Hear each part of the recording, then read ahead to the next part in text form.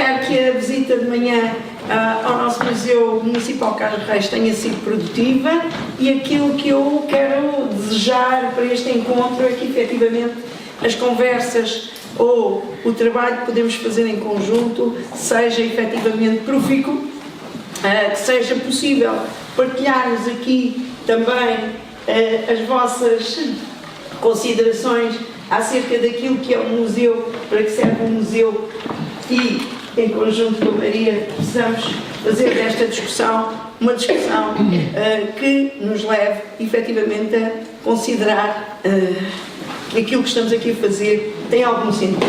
Por isso, bem-vinda Maria, bem-vindo ao Paulo e a todos aqueles que conseguem hoje estar presentes nesta reunião de trabalho sobre os museus da Rede Cultura 2027. Muito obrigada a todos pela presença.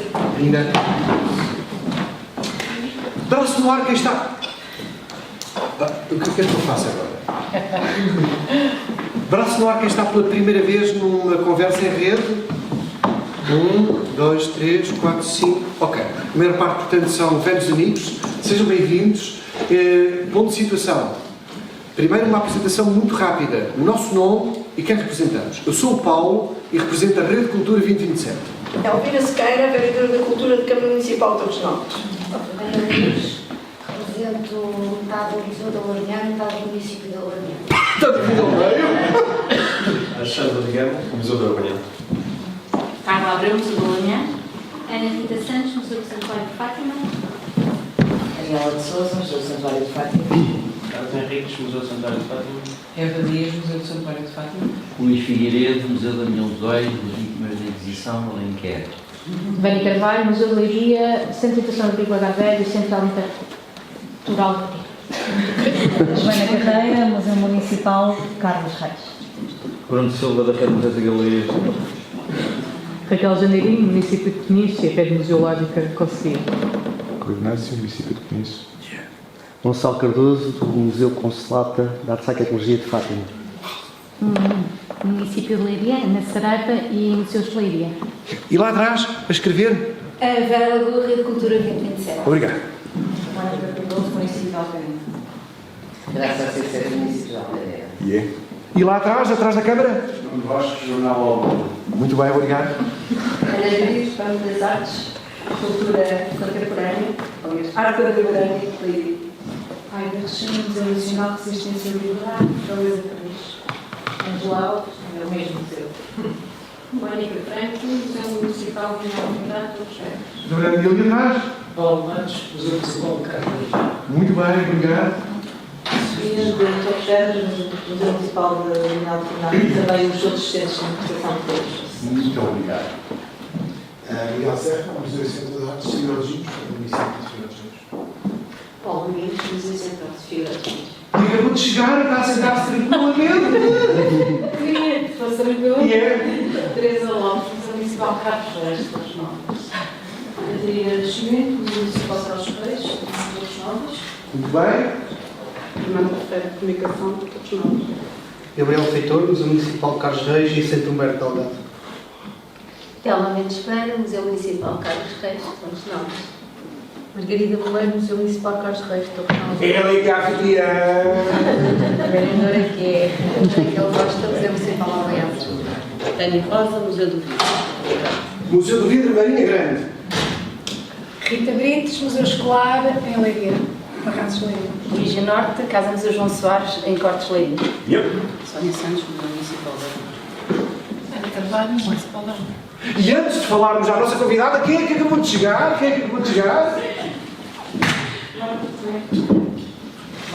Marta Tomé. Rui. E o Rui, que são de... Torres Novas e Torres Vedras. Muito bem. E a nossa convidada de hoje, muito rapidamente, é... Muito bem, muito obrigado. Então, vamos deixar aqui a câmara. Só uma sequência rápida para nos situarmos. Se bem se recordam, nós, no âmbito da Rede Cultura 2027, que é o nome de código que tem este movimento, que tem como objetivo a candidatura à Capital Europeia da Cultura, mas na verdade o primeiro foco de todo o nosso trabalho é, pela cultura, tecer um território, ativar este território pelas mãos da cultura, e dos vários grupos de trabalho que estão a ser criados para conduzir ao congresso que vai ter lugar nos dias 25 e 26 de outubro. 25 e 26, dou-lhe uma... 23 e 24. 23 e 24. 23 e 24 de outubro teremos o congresso desta rede. Este congresso vai ser o palco do que serão os 10 anos futuros para a cultura deste território. O que é que queremos que seja este território nos próximos 10 anos, mediados pela cultura? E, para fazer chegar a este congresso o que pensam, neste caso, os vários grupos de pensamento ao nível da cultura, este que é o dos museus foi o primeiro grupo constituído. Houve um primeiro momento em que refletimos sobre as nossas práticas, que são os nossos dia-a-dias e as nossas reflexões, e chegou-se a um momento em que era importante parar para pensar sobre o que é hoje e para que serve um museu. Foi a opinião do grupo que era importante convidar algumas pessoas para nos ajudar a refletir sobre o que é um museu. A propósito da nova definição de museu, tivemos em Alcobaça com o Luís Raposo com uma visão do que é um museu, e hoje temos o privilégio e o prazer de ter a Maria connosco, porque, enfim, a maior parte de vós, ou todos conhecerão, é alguém que tem uma opinião, que tem uma ação, que tem um pensamento muito claro e que, por certo, nos vai ajudar ao debate. O formato é o habitual. Temos o primeiro momento, onde terá meia hora, 40 minutos, meia hora para, e depois nós, qual leões, não é? Vamos colocar as nossas questões à Maria, a cada um de nós, ok? Muito obrigado por ter aceito o convite, muito obrigado pela agenda, e agora sim, vamos fechar a janela e somos todos ouvidos. Obrigada, boa tarde. Não estava esperando tanta gente, é muito bom termos aqui várias caras conhecidas e outras não. Como disse o Paulo, vou usar meia hora para partilhar convosco algumas ideias, para depois termos tempo suficiente para conversarmos entre nós. Trago-vos uma primeira imagem para nos inspirar em relação a este debate, e começava por aquilo que ainda é a definição do museu, porque não há ainda uma nova definição. Houve uma proposta, mas que não avançou. E, portanto, o que é que nos diz a atual definição? Que o museu é uma instituição permanente, sem fins lucrativos. Vou repeti-la porque é bom repetir e ouvir algumas palavras. Ao serviço da sociedade e do seu desenvolvimento, aberta ao público, que adquire, conserva, investiga, comunica e expõe o património material e imaterial da humanidade e do seu meio envolvente, com fins de educação, estudo e deleite. É essa a definição que temos há já mais de uma década.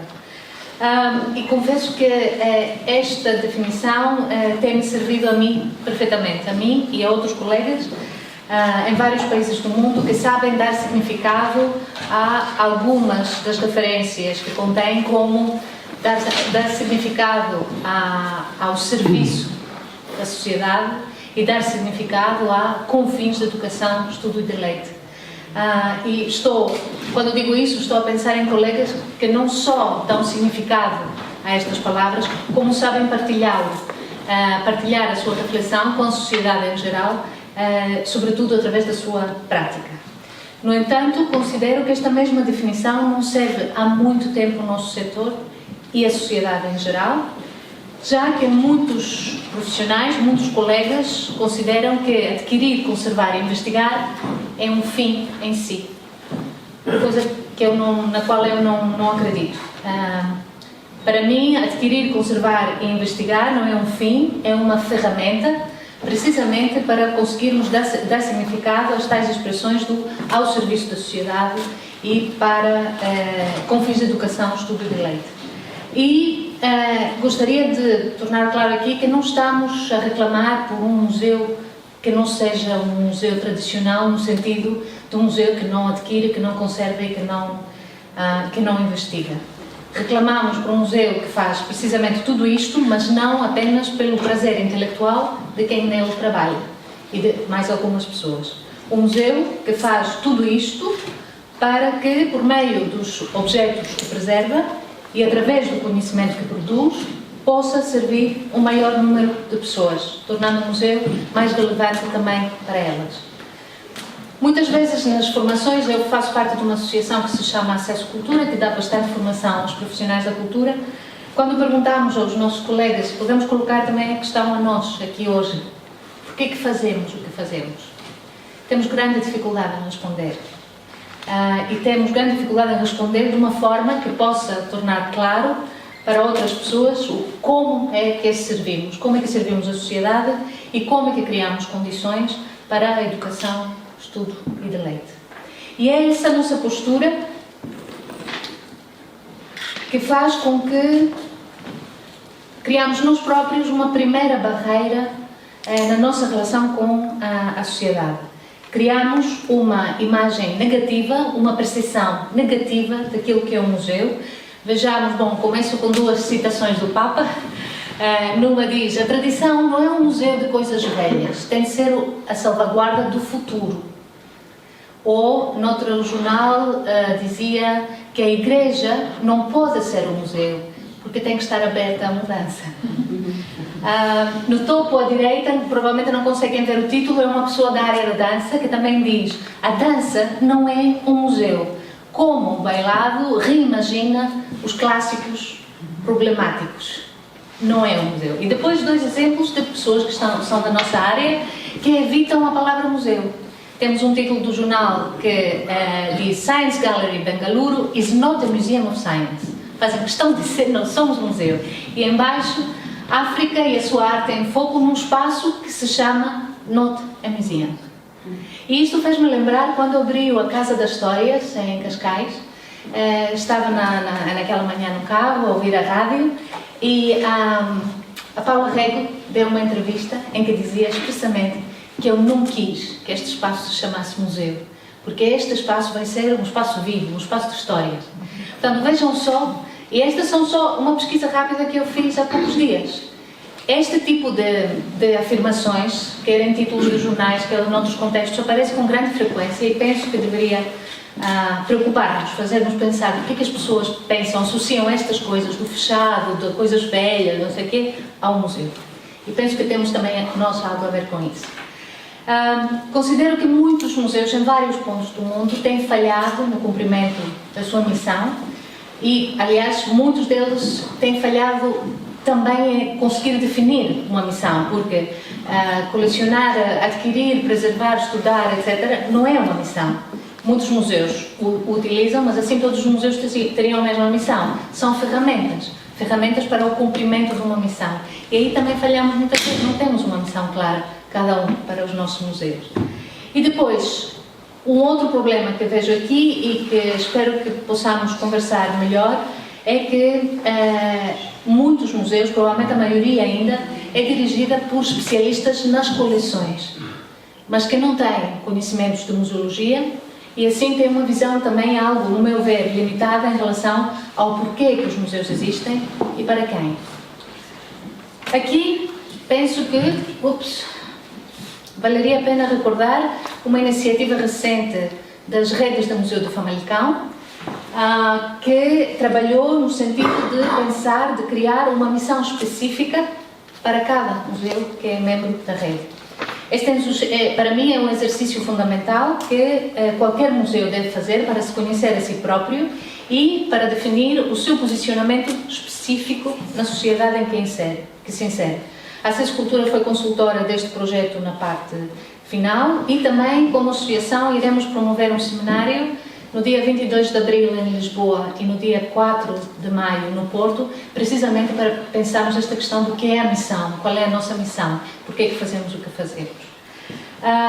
Voltarei a esta questão com alguns exemplos concretos para podermos também ter uma conversa mais concreta, mas primeiro queria que falássemos também, que vos desse a minha opinião sobre a proposta para a nova definição, que vou ler também para percebermos o quão longa é, que é a minha primeira crítica. E, portanto, os museus são espaços democratizantes, inclusivos e polifónicos para um diálogo crítico sobre os passados e os futuros. Reconhecendo e abordando os conflitos e desafios do presente, guardam artefactos e espécimes para a sociedade, salvaguardam diversas memórias para gerações futuras e garantem direitos iguais e acesso igual ao património para todas as pessoas. Os museus não têm fins lucrativos, são participativos e transparentes e trabalham em parceria ativa com e para diversas comunidades para colecionar, preservar, pesquisar, interpretar, expor e melhorar diversas compreensões do mundo, visando contribuir para a dignidade humana e a justiça social, a igualdade global e o bem-estar planetário. Assinalei aqui várias coisas. Primeiro, como vos disse, a minha primeira crítica é que esta é uma definição demasiado longa, ninguém é capaz de se lembrar do que está aqui referido. Depois, no meu ver, é sobre tudo e nada. Ou seja, reúne uma série de palavras-chave, algumas muito presentes nas nossas conversas hoje em dia, mas acaba por ser repetitiva e não definir algo muito claramente, e penso que aqui as ideias mereciam ser melhor trabalhadas e melhor organizadas. E por último, considerei desde o primeiro momento que a li que é mais um desejo, é mais um sonhamos com museus do que os museus devem, ou os museus são. E para mim estes são 3 pontos algo problemáticos nesta proposta. Mas gostaria também de comentar sobre alguns dos argumentos que foram ouvidos, usados na discussão que esta proposta provocou. Gostaria de dizer claramente que para mim não é de todo um confronto entre a velha e a nova guarda. Como se disse, vários colegas de vários países do mundo foram por esse caminho, é a velha guarda contra a nova guarda. Conheço colegas de todas as idades que fazem muitas das coisas que aqui estão referidas e há muito tempo, não é de agora. Penso que é mais uma questão de mentalidade e de visão do que uma questão de idade. E depois, pela mesma razão, também me parece problemática a afirmação de quem se revê de alguma forma no que aqui está, é um ativista de todas as causas, enquanto as pessoas que a criticam, que estão contra, são os verdadeiros profissionais de museus. Não podemos fazer isso entre nós e não devemos fazer isso entre nós. Parece-me que neste século XXI, aquilo que o ICOM mais procura, provavelmente não é uma nova definição de museu, é uma nova visão para os museus. Penso que o ICOM procura mostrar à sociedade qual é a nossa de museus, qual é a nossa relevância, porque é que estamos a fazer o que fazemos, de que forma prestamos um serviço aos cidadãos e porque é que o que estamos a fazer é relevante para eles, porque é que tem a ver com eles. Vou partilhar aqui uma pequena história desta senhora Aftab Swaif, que era trustee, ou seja, membro do Conselho de Administração do British Museum e que se demitiu no verão passado devido ao patrocínio da BP, ao museu. E na sua carta de demissão referia: o British Museum não é uma coisa boa por si só. Só é bom na medida em que a sua influência no mundo é para o bem. A coleção é um ponto de partida, uma oportunidade, um instrumento. Será que o museu a vai utilizar para influenciar o futuro do planeta e dos seus povos? E esta afirmação fez-me muito pensar quão consciente é o British Museum e qualquer museu de que não é uma coisa boa por si só. Porque a maioria de nós, pessoas que trabalhamos nesta área, vamos dizer que os museus são importantes porque sim. E não temos capacidade de desenvolver este sim, porquê, melhor. Vou agora colocar uma pergunta que coloquei no encontro em dezembro, sem ter clara noção no museu, no momento em que fiz a pergunta, do impacto que ia ter nas pessoas presentes e a forma como os colegas depois levaram esta pergunta a outros colegas e a outros encontros. E se fechássemos a porta? Quem ia chorar por nós? Em Portugal, nos últimos anos, fecharam pelo menos 2 museus, pelo menos 2 que fizeram notícia, o seu encerramento foi notícia. Estou a falar do Museu da Cortiça, em Silves, e do Museu do Brinquedo, em Sintra. E o primeiro até tinha recebido, em 2001, o Prémio Micheletti, que é o melhor museu da Europa na área do património industrial. Não sei se acompanharam o debate na altura do encerramento destes museus, através da comunicação social e dos fóruns dos profissionais. Houve revolta, houve tristeza, houve abaixo-assinados. Mas apenas entre os profissionais, apenas entre nós. Não houve, que eu saiba, qualquer outra manifestação da parte da sociedade, das pessoas, das comunidades em que estes museus estavam inseridos. E o que é que isto significa? Como é que podemos explicar esta ausência de reação? As comunidades não se importaram de ver estes museus fechar, não se revoltaram, não sentiram a perda. O facto é que não se manifestaram. Poderíamos também reformular esta pergunta. E se ardêssemos amanhã, quem ia chorar por nós? Em setembro de 2018, o diretor do Museu Nacional do Rio de Janeiro estava a dar uma entrevista em frente ao museu que tinha acabado de arder. E nesta entrevista disse aos jornalistas isto, e mostrou o museu. Isto é a gênese do nosso país, do teu país, do teu, do meu. Por aqui passaram Dom João VI, Dom Pedro I, Dom Pedro II. A princesa Isabel nasceu aqui. E fiquei outra vez a pensar, é isto que vai fazer os brasileiros tomar consciência da sua perda? Um povo, um país enorme, diverso pelas melhores e piores razões, prestes naquela altura a eleger Bolsonaro como seu presidente, é o facto de reis e rainhas e princesas terem passado por este difícil que ia tornar claro para as pessoas a relevância desta perda? Nada do que foi referido naquela entrevista me pareceu, nem sequer a afirmação de que é a nossa história que está aqui, me pareceu que fazia sentido para muitas, mesmo muitas pessoas no Brasil. Qual história? A história de quem? Esta não pode continuar a ser uma conversa entre entendidos, entre profissionais, porque se continuarmos desta forma, para a maioria dos cidadãos, isto não significa absolutamente nada, isto não lhes diz nada. Ainda outro facto relevante, do qual o diretor se queixou mais à frente, é que pessoas ricas do Brasil, que fizeram donativos para Notre Dame, não fizeram o mesmo para o Museu Nacional do Rio de Janeiro. Mais uma vez, o que é que isto nos diz? A Nina Simon, que talvez alguns de vocês conheçam, tem um blog que se chama Museum 2.0, escreveu este livro, The Art of Relevance, dá-nos uma definição bonita, na minha opinião, do que é a relevância. Diz: relevância é uma chave que desbloqueia o significado, abre as portas para experiências que nos interessam, nos surpreendem e trazem valor para as nossas vidas. O que é que traz valor para as nossas vidas como pessoas, como cidadãos? O que é que tem significado? O que é que os objetos dos quais os museus cuidam tão bem nos têm a dizer sobre o nosso passado, o nosso lugar no mundo hoje e o futuro que queremos projetar para os nossos filhos? Há uma passagem muito bonita no livro Imaginação Reinventando a Cultura, de Marta Porto. A Marta aqui não segura este livro, segura outro, mas trouxe a fotografia porque é da vinda dela há um ano em Lisboa, no Festival da Palavra. E, portanto, nesta passagem lê-se: experiência é facto que se transforma em significado, que inspira e nos alegra, nos choca e emociona.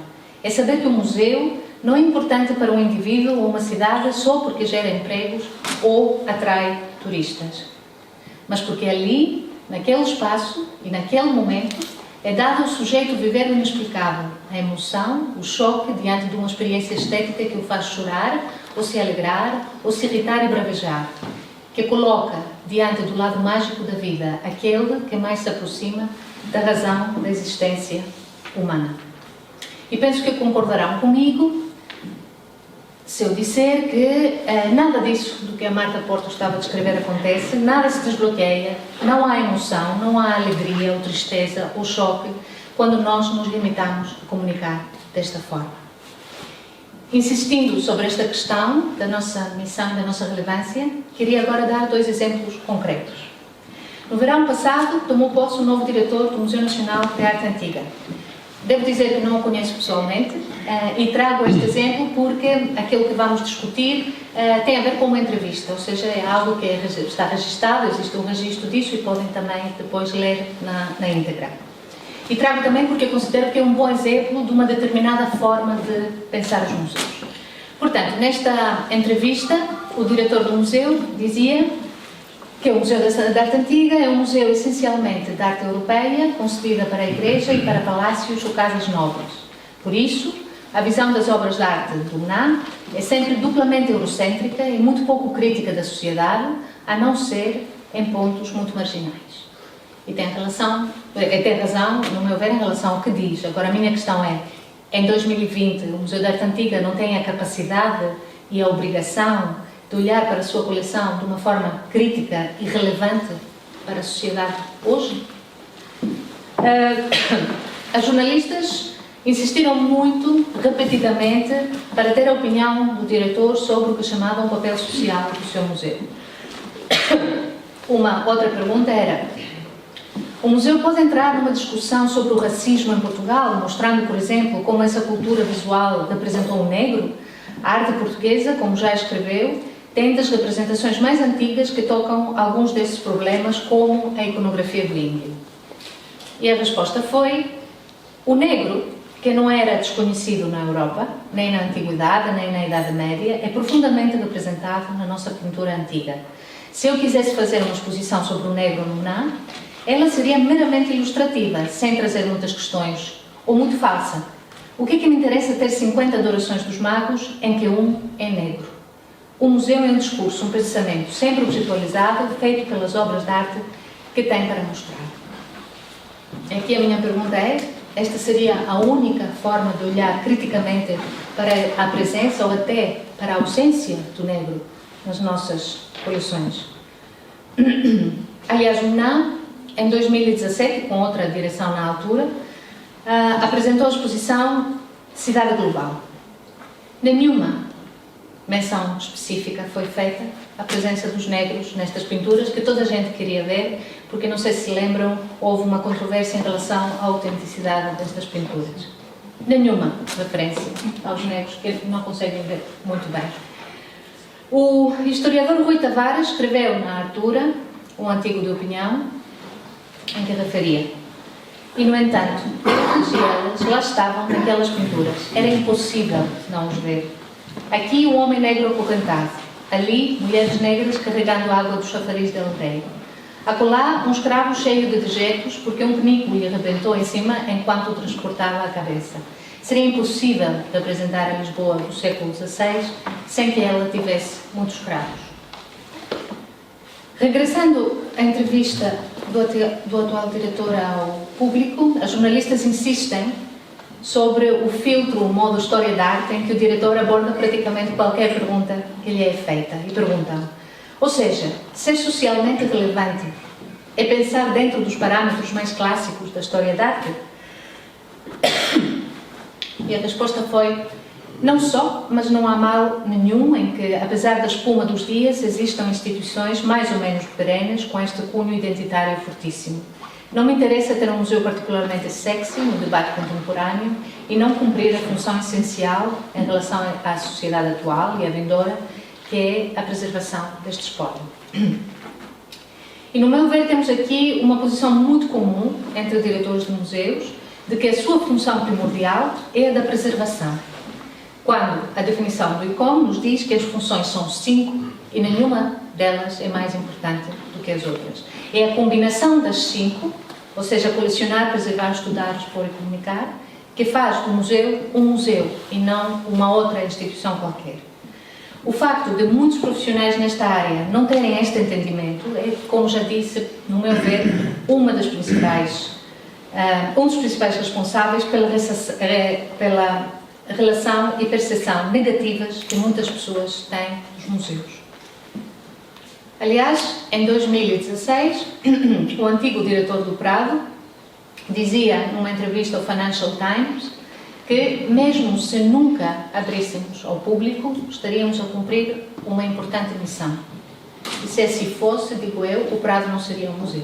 Seria outra coisa, mas não seria um museu.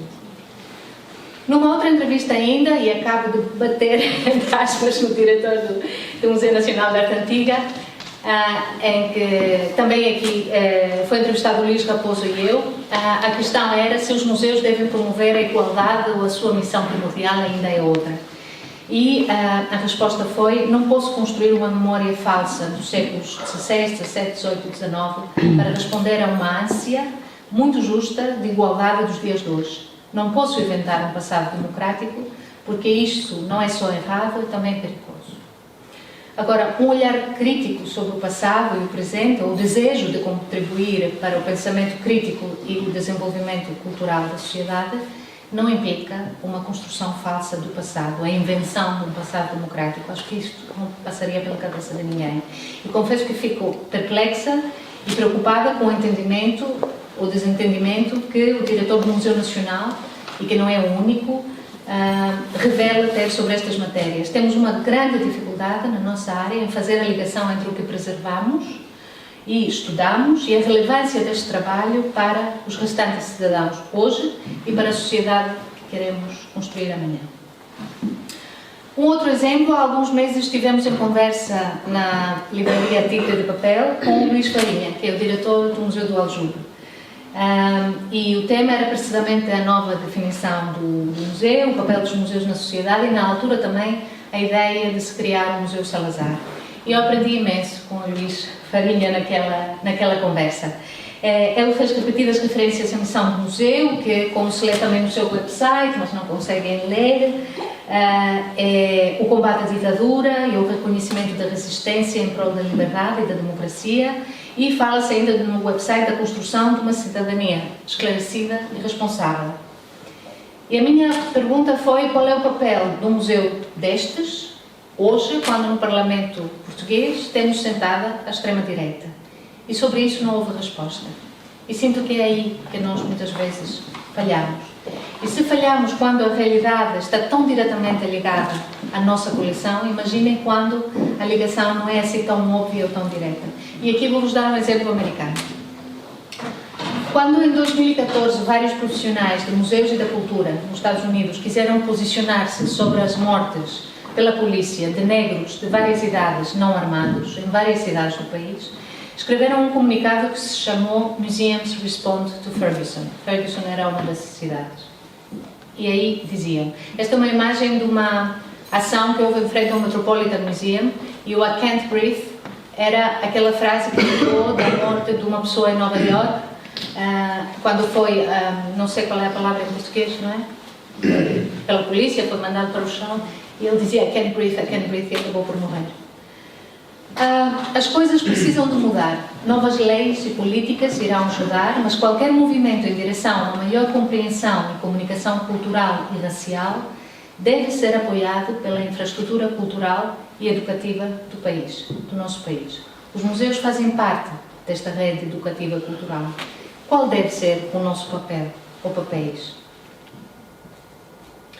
Como mediadores culturais, todos os museus devem comprometer-se em identificar de que forma podem relacionar-se com questões contemporâneas relevantes, independentemente da sua coleção, foco ou missão. E aqui eu tenho uma objeção e depois podemos falar esta questão do fazer coisas independentemente da nossa missão.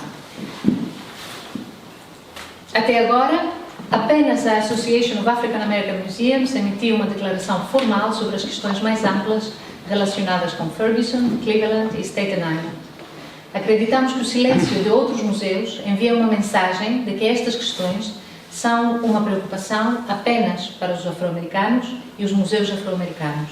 Sabemos que este não é o caso.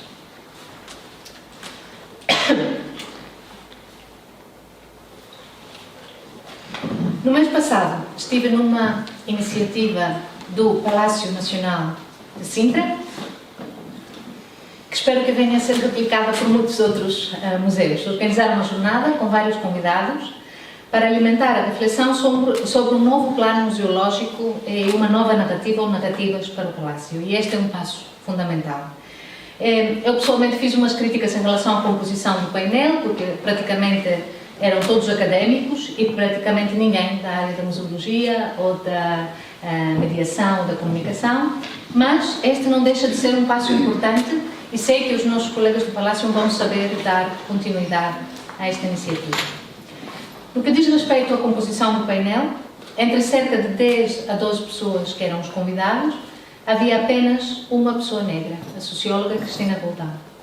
E insisto no apenas, porque sem termos grande consciência provavelmente disso, repetidamente obrigamos as pessoas a serem as únicas. Assim, a Cristina Roldão foi a única a trazer para o debate elementos que acredito que de outra forma não teriam sido ouvidos ou discutidos. O trabalho escravo, documentado, designações como o Jardim da Preta, nesse palácio, a relevância que um espaço como este palácio pode ter para a população negra em Portugal. O diretor do palácio questionou de que forma que o museu pode manter o registro histórico das coisas e mostrar-se sensível em relação à ofensa que isto pode constituir para algumas outras pessoas. E a resposta da única pessoa negra na mesa foi imediata. Esta não é uma ofensa para algumas pessoas, é uma ofensa para todos nós.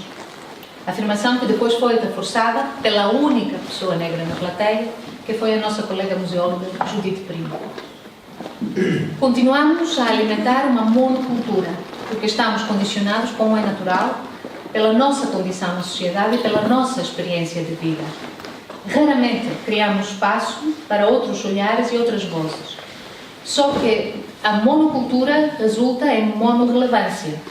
E se fecharmos ou ardermos amanhã, não deveremos ser apanhados de surpresa se também houver um monochoro. O tema do Dia Internacional dos Museus este ano é Museus pela Igualdade, Diversidade e Inclusão. Espero que possa servir para refletirmos sobre a importância da representatividade que muitos entre nós desvalorizamos.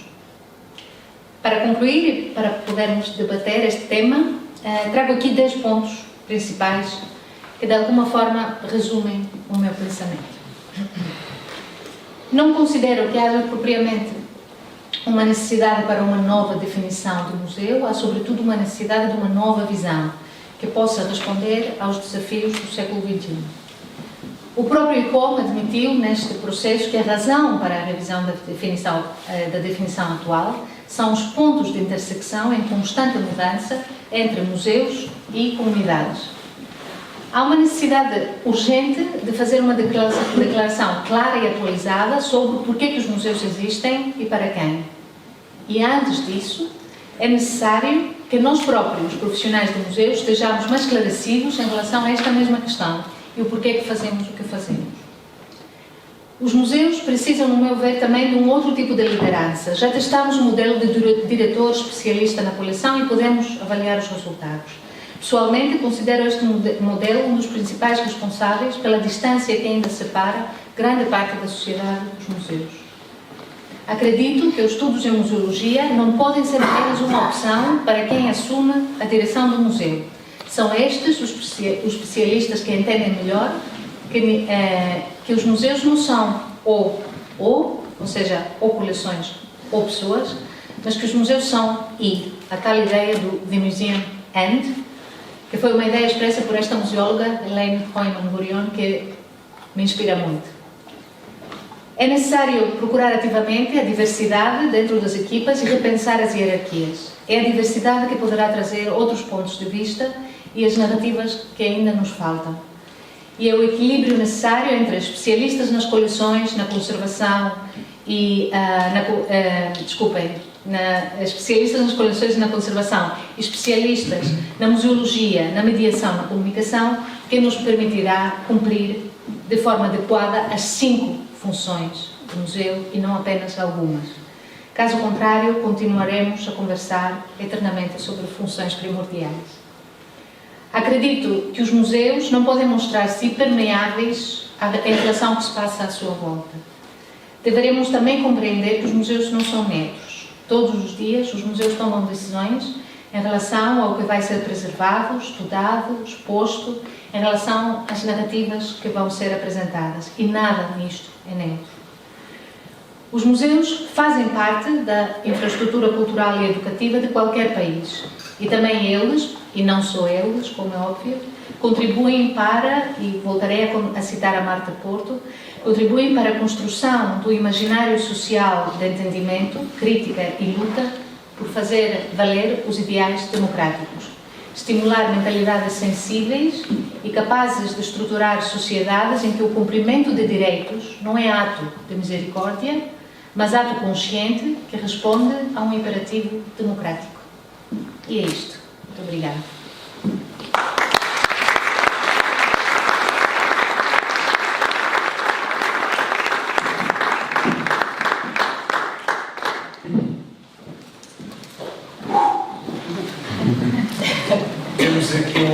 folga de ideias e de temas importantes.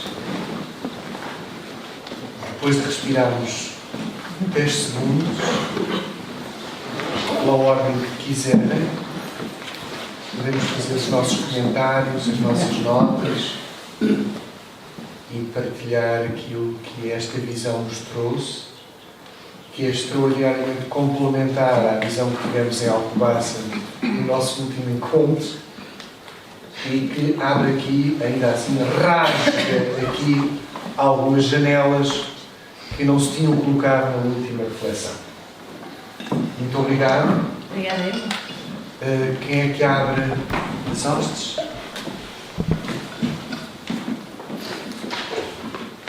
Eu sei que não temos cá o Alberto, mas não é preciso estar cá o Alberto, ok? Não fiquem, não precisamos ter sempre o Alberto em todos os encontros. Eu gostaria de fazer um comentário, gostaria de fazer um comentário que tem a ver com a realidade que eu de muitos destes museus que estão aqui representados, são museus municipais, onde os museus não têm diretores. Não tem? Não têm diretores. Portanto, esta questão sobre se temos ou não formação em museologia nem sequer se coloca. Ou seja, a maior parte da rede museológica do país está entregue a pessoas que não coordenam os serviços formalmente, são técnicos superiores. Não é possível ter diretores de departamento sequer, e portanto esta realidade, que é uma realidade que me parece muito interessante, só se aplica aos museus nacionais com quadros. E coloca de fora, e por isso não é verdadeiramente inclusiva, mesmo esta discussão, igualmente a discussão do Luís Raposo. Não toca à minha realidade.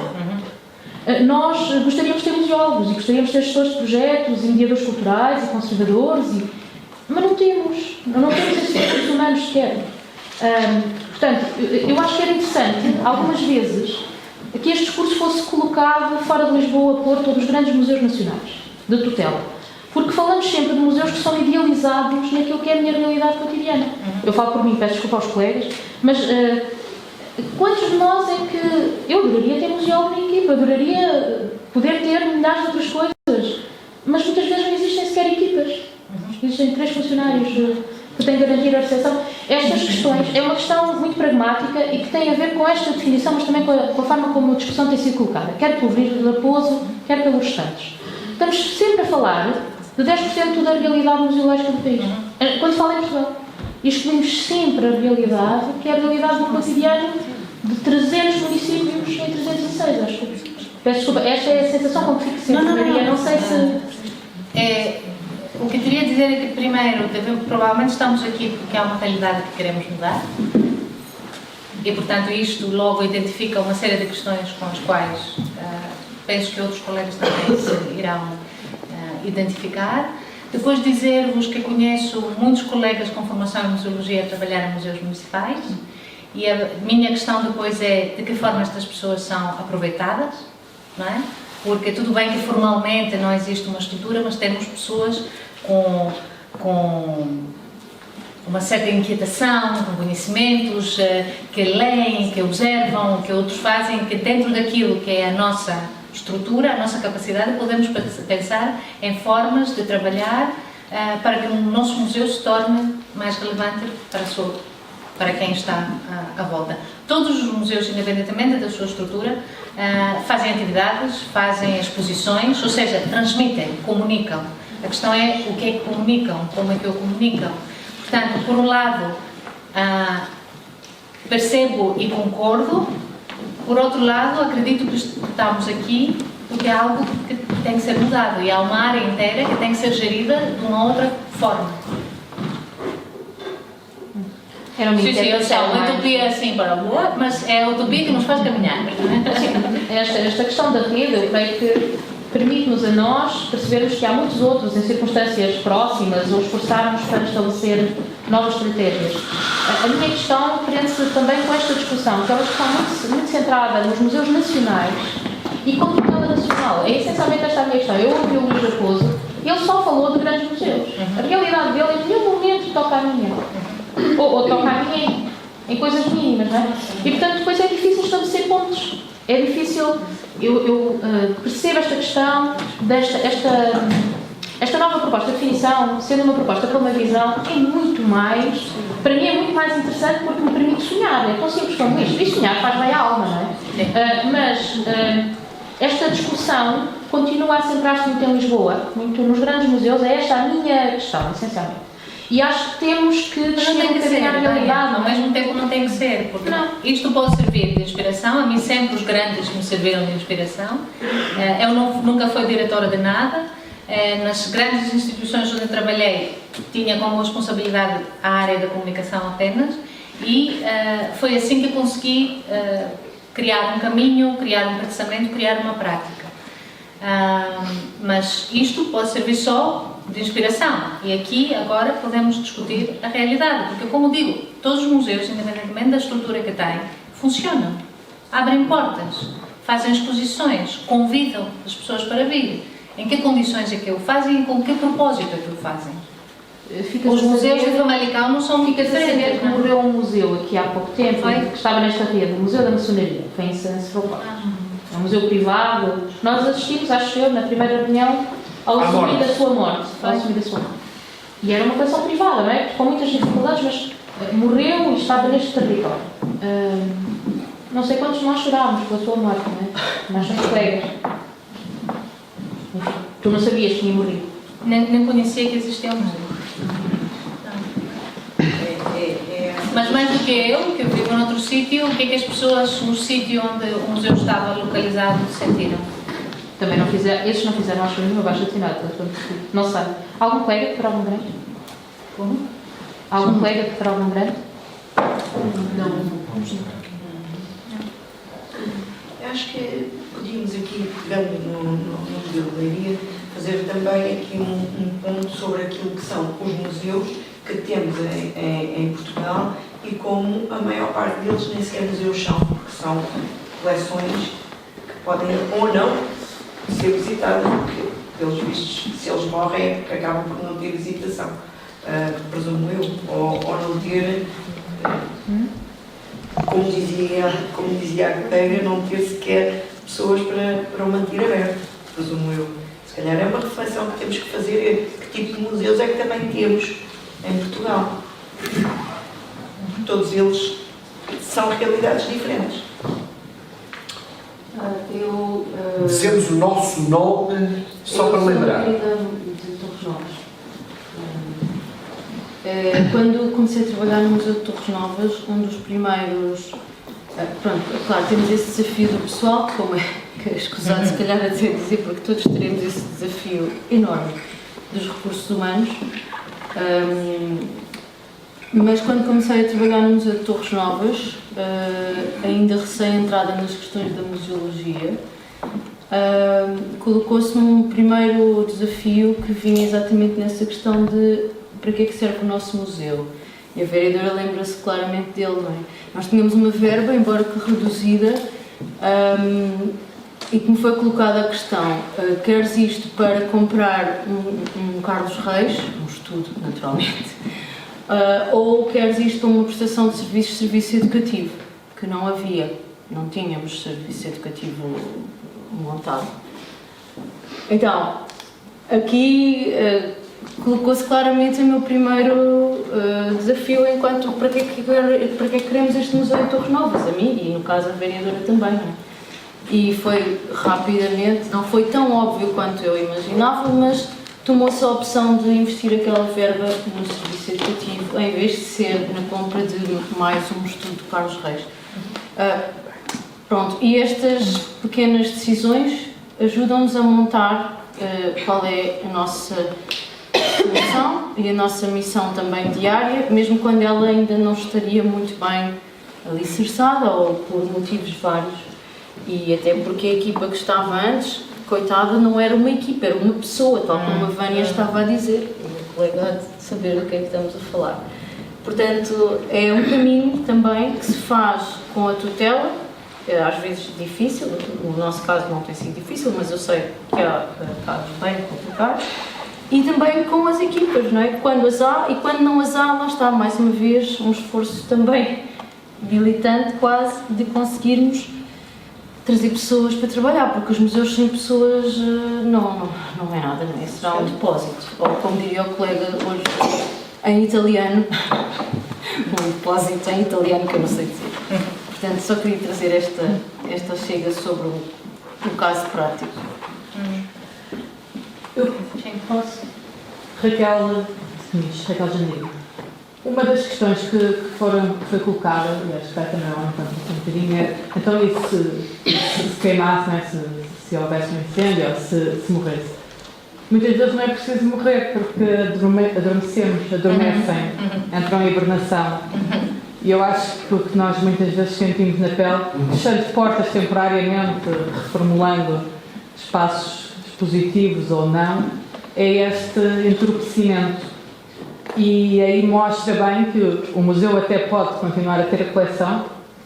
Às vezes tem que se escolher se arranja o recurso humano para a recepção ou se arranja o recurso humano para a mediação cultural ou se arranja o recurso humano para a conservação do espólio. Os três já começa a ser um museu composto. E, portanto, todas estas questões, e acho que essa questão da hibernação é algo que se sente muito, porque por vezes até pode estar a criar uma dinâmica, mas é difícil mantê-la. A dinâmica com a comunidade também, o que é que esta palavra, com as comunidades, o que é que esta palavra significa, o que é que estes diversos públicos que afluem, ou se espera que afluem ao museu, possam significar, não é? Mas de que forma é que depois também se mantém, de que forma é que vamos conseguindo fazer a nossa missão, fazer cumprir a nossa missão, esta visão do museu, com os recursos que temos e com o diálogo que podemos fazer com as comunidades, neste caso aqui sendo municipal, não é? De alguma maneira implantado naquele território, com alguma representação de partes, pelo menos da comunidade daquele território, e portanto de que forma é que podemos ir trabalhando nesse sentido, lembrando que é isso, às vezes eles não precisam de morrer formalmente para estarem defuntos.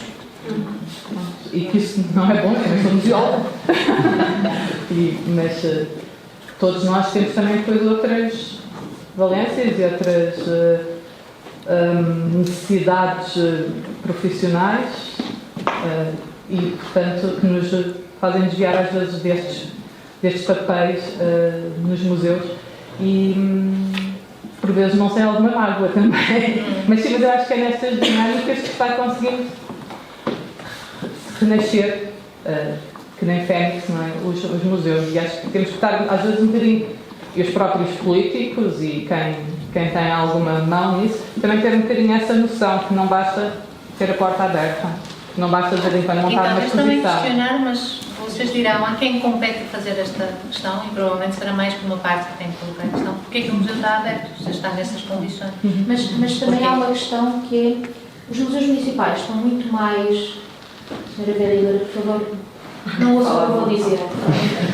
Estão muito mais em risco, porque estão muito mais próximos do poder político. Sim.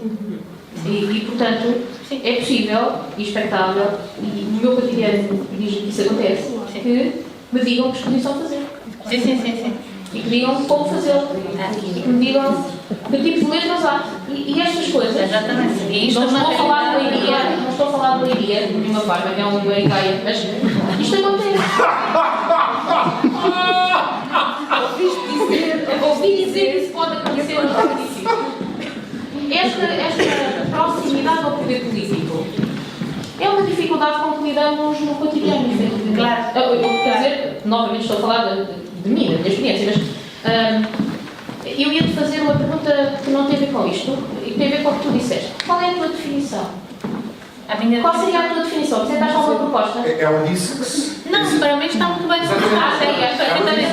Portanto, não apresentaste uma proposta, ela sai do IFAM. Não. Gostei de as ler, algumas eram muito poéticas, muito inspiradoras, mas confesso que para aquilo que são as minhas preocupações e aquilo que eu vejo ser o papel dos museus na sociedade, é a forma como vais entender ao serviço da sociedade, para mim.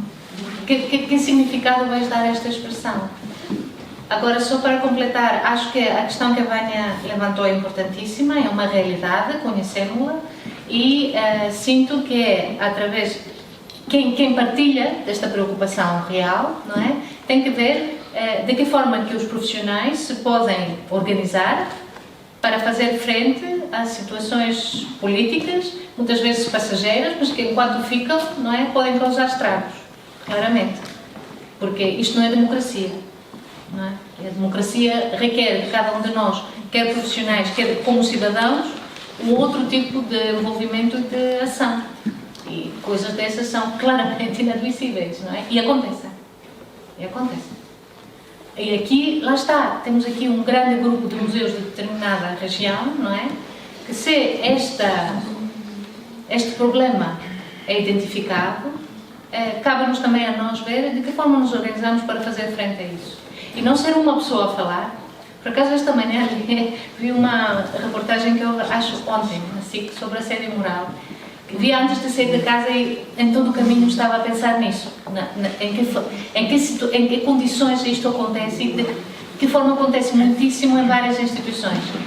Quando eu passei por isso e afetou-me a mim, a minha família, não é?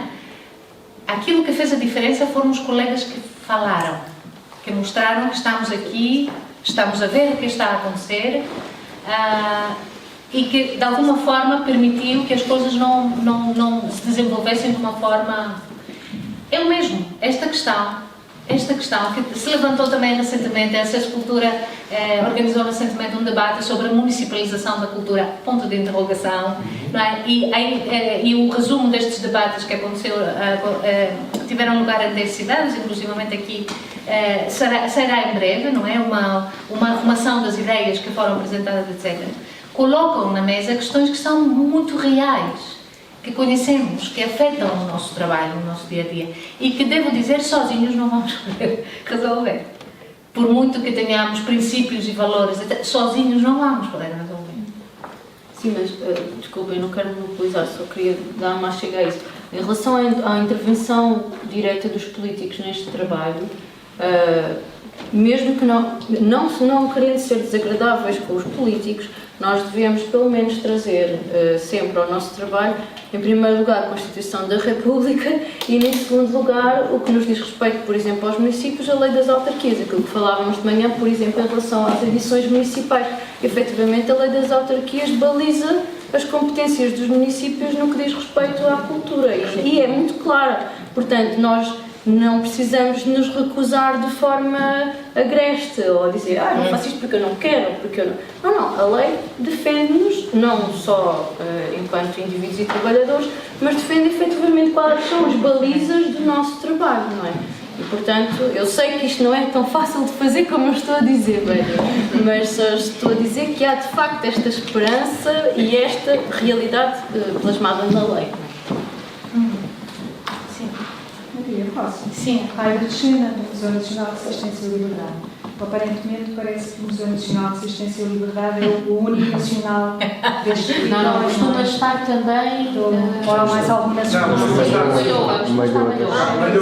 Não é Museu Nacional, mas não é Museu Já não é Museu Nacional. Era? Nunca foi? Mas não era para falar sobre museus nacionais que eu queria falar. Às vezes, Maria e todos, parece-me que estamos a perder muito tempo com esta preocupação da definição do museu. Estamos um bocadinho obcecados com vamos definir uma nova definição do museu. Já existe uma velha, agora há nova, e andamos todos em garrida sobre eu sou da nova, estes grandes a velha, e andamos um pouquinho chateados uns com os outros a ver quem vai ganhar agora em junho, na próxima Assembleia, isso vai ser discutido. Quando, na própria Assembleia Geral em Kyoto, creio que foi o colega do Brasil, o Bruno Soares, que acho que do Brasil, que colocou a questão, mas que definição de museu é esta? Ou que definição de museus, ou para que museus serve esta definição? A nova proposta, quer dizer? Qualquer uma. Qualquer uma. Estamos a falar de uma definição de museus do ICOM. Quem são os museus do ICOM? Os museus do ICOM são alguns museus, para já, os que têm possibilidades para ser sócios e pertencer à rede do ICOM. Se calhar os pequenos museus municipais não podem pertencer, não é? Não têm o cartão e não somos sócios do ICOM. Provavelmente deixaram de ter. Deixaram de ser, exatamente, até porque aquilo é bastante caro e custa arranjar os recursos. Aquela definição que estamos ali a debater e que estavam 4.000 pessoas a debater uma definição de museu, parece muita gente, mas no universo mundial de museus não é nada. e vamos todos seguir aquela definição de museus. Podemos seguir, ela serve apenas como farol. Mas se calhar a realidade destes museus que aqui estão não tem nada a ver com aquela definição de museus que estão ali, ou com aquelas preocupações. As preocupações se calhar são outras. Provavelmente precisamos dessa nova visão de museus. Eu não sei se é nova, se é a mesma desde 72 e queremos dizer que os museus estão ao serviço da sociedade. Se calhar é a mesma, adaptada à contemporaneidade. Os museus ao serviço da sociedade em 2021 não são os mesmos que em 1972, quando se começou a falar nisso, mas os museus, creio que aquela definição, seja a velha, seja a nova, não vai resolver o problema de nenhum dos museus que aqui estão. Acho que provavelmente são estas redes que devem encontrar a sua própria definição de museu, ou a sua missão, ou a visão, ou um caminho, ou uma estratégia, não sei qual é a palavra, coisas. Às tantas só são palavras hoje em dia. Democratizando o inclusivo e passamos de teses de doutoramento a discutir aquilo tudo, minha culpa também. Mas o que é que isso resolve quando só uma pessoa para abrir a porta? Quando, não é? Vamos ser, será mais pragmáticos e ver este terreno, este território, que é a Rede 2027, o que é que precisa? E se calhar não ficar tão agarrados e tão presos numa definição de museus do ICOM, que é uma instituição elitista, à qual eu pertenço, tudo bem, mas que é o Louvre, é o Guggenheim, é o não sei o quê, e são esses museus que não estão a pensar no Museu de Leiria nem no Museu de Carlos Reis. Não estão a pensar nisso. E tive colegas de teatros a perguntar-me porquê que os museus precisam de uma definição, os teatros não têm. Se calhar não precisamos. Não é? Que é outra questão. Se calhar precisamos saber o que é que estamos aqui a fazer Sim, na sociedade. Sim. E vamos fazendo. Sim. Temos que a comunidade de torres novas, não é a mesma que Peniche. Sim, sim. Se calhar precisamos de coisas diferentes. Eu só queria trazer aqui à discussão um conjunto de reflexões que surgiram quando surgiu o projeto da Rede Portuguesa de Museus, que pela primeira vez criou alguma homogeneidade e alguma linguagem comum dentro dos profissionais de museu, e que dentro dos critérios de credenciação, eu achei uma coisa extremamente inteligente, foi os requisitos mínimos para se poder chamar museu, para poder operacionalizar, operar como museu e para poder, e isto acho que foi extremamente importante, pelo menos no meu caso na altura em Leiria, no Museu da Imagem e Movimento, que era ter a possibilidade de apresentar projetos que eram financiados, quer para o estudo das coleções, quer para o serviço educativo, quer para o próprio serviço de inventário. Portanto, não só obrigar, de certa forma, de uma forma extremamente diplomática, através de um estímulo financeiro que cobria, na maior parte das vezes, 50% do investimento, as autarquias a serem incluídas a este tipo de projetos, como também criar uma autoestima nos profissionais de museus e fazer circular depois também esses resultados. Portanto, houve um processo de valorização do trabalho dos museus, houve um processo de comunicação e houve efetivamente um trabalho muito sólido. Parece que hoje perdemos, passado talvez 10 anos, não é? Foi retomado agora, mas passaram 10 anos, perdemos muita coisa, perdemos muitos profissionais, sabemos que a crise teve um impacto imenso nos quadros das autarquias municipais, mas se calhar é tempo de retomar esses critérios mínimos, não é, de funcionamento para um museu. Porque efetivamente devemos ter uma visão e devemos ter uma missão. Só nesse sentido é que faz, não é? Só nesse caso é que faz sentido, aliás, termos um investimento de dinheiros públicos no tratamento das coleções, no tratamento de conteúdos para serviço educativo, na programação cultural e educativa, em todo o conjunto de atividades que nos são exigidas todos os dias nesta relação com a comunidade. E aquilo que eu acho que neste momento se calhar é importante também é pensarmos a nível territorial qual é a nossa missão e qual é a nossa visão. Mais do que se calhar uma definição de museu. Sim, sim. Porque essas nós podemos encontrar. Eu acho que a tal publicação que referi da rede dos museus de Vila Nova de Famalicão está online também. Portanto, se procurarem, encontram o documento todo e veem como que cada museu trabalhou a sua parte, porque lá está. Temos museus que pertencem ao mesmo território, mas cada um tem uma missão que é específica, não é? Que advém daquilo que é a temática, a coleção, etc. Pronto, isso será é bastante pertinente, se conseguir. E como muitas vezes convergem naquilo que tem a ver com a identidade de quem é daquela cidade, exatamente, daquela região. É interessante como exercício, estou muito contente que tenha acontecido em Portugal e que tenha sido traduzido, porque muitos colegas dos estrangeiros que fizeram a pesquisa nunca encontram coisas feitas aqui, porque nós traduzimos. Muitas vezes nem em português partilhamos experiências por escrito. Eu insisto muito, se fazem algo, quer tenha corrido bem ou mal, façam um pequeno documento e, se possível, traduzam também. Não é? Porque há coisas a acontecer aqui, há pensamento a ser produzido aqui, prática, e fica. Maria, já agora, Rui, eu sei que este debate são museus, mas já que mencionaste a questão dos teatros, não é, também, e que isso pode ter esta questão, estas várias questões que foram referidas aqui, que era a falta de diretores dos museus, ou a intervenção, digamos, abusiva do poder local dos executivos camarários nas suas interferências nos museus, e aqui já foi referido à questão da Constituição e desse balizamento legal. De facto, prende-se com, não é só nos museus, não é que isso acontece, no caso dos teatros municipais também, como se sabe, existe esse problema, mas aí até existe aquela carta da gestão dos museus municipais, das boas práticas de gestão dos teatros municipais, aliás, onde é referido a necessidade mesmo que hajam diretores, têm que ter autonomia, não é? Quer autonomia de programação, autonomia de gestão financeira não, mas da programação. Porquê? Quer dizer, isso hoje alastra-se também ao resto da sociedade, do ecossistema cultural de uma cidade. Tu falaste em infraestrutura cultural, ou seja, as associações culturais também estão, digamos, acabam por ficar subjugadas e condicionadas por esse tipo de política cultural. Nós estamos a falar de práticas, mas não existem boas práticas culturais sem também boas políticas culturais. E se um dos objetivos, ou se a missão, ou de um mesmo seja utópico, seja o desenvolvimento do pensamento crítico, da criatividade, da liberdade, da democracia, e se existe essa falta de autonomia, e se existe a usurpação, digamos, dessa autonomia por parte do poder local, quer dizer que os objetivos não são outros, não são esses. Portanto, isso acho que é um bocado um cerne, digamos, da questão hoje em dia, não só nos museus, mas mais grave ainda em outras instituições culturais, em outras instituições públicas que são pertences da sociedade civil. É preciso sempre um bocado reafirmar isso, parece que é desnecessário, mas as instituições públicas foram instituídas pela sociedade civil e não pelas câmaras municipais ou pelo Estado. E aliás, desculpa, isso é uma pergunta que eu queria perguntar, o que é que tu achas, já vem sendo prática noutros países, da participação dos cidadãos em geral e dos agentes culturais em particular na própria gestão e dinamização das instituições, nomeadamente dos museus, seja, na investigação, em algumas funções.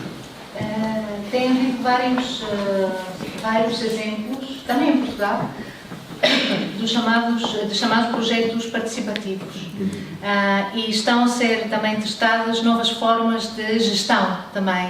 Recentemente estava a ler que um museu em Viena, de arte contemporânea, tem um coletivo como diretor.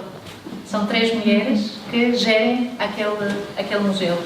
E recebem 2 ordenados. As 3 recebem 2 ordenados. É um artigo muito interessante para ver de que outras formas, não é? Se conseguimos identificar alguns problemas na forma como os nossos espaços, no setor cultural em geral, são geridos, não é? Que alternativas podemos ter? Há outras alternativas, por exemplo, houve um museu, Arpad Zenes, em Lisboa, teve um pequeno conselho consultivo de jovens, porque sentiu que não tinha ligação nenhuma com aquelas faixas etárias, etc. E, portanto, acho que não foi algo trabalhado diretamente com a direção do museu, mas era com o serviço educativo. E aí havia este conselho consultivo de jovens naquele caso concreto, há outras iniciativas onde são séniores, há outras...